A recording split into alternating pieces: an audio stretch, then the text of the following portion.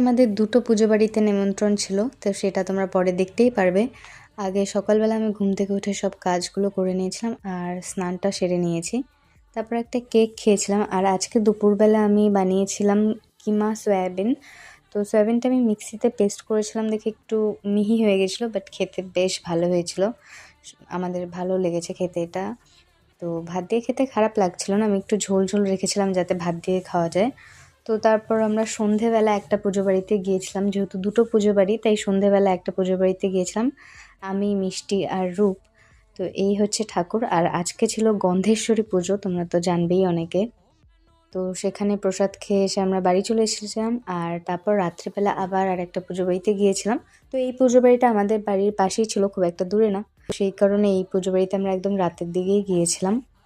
তো প্রসাদ খেয়ে বাড়ি চলে এসেছি। সো আজকে ভিডিওটা এইটুকুই, দেখা হবে অন্য কোনো ভিডিওতে। সবাই ভালো থেকো, সুস্থ থেকো, বা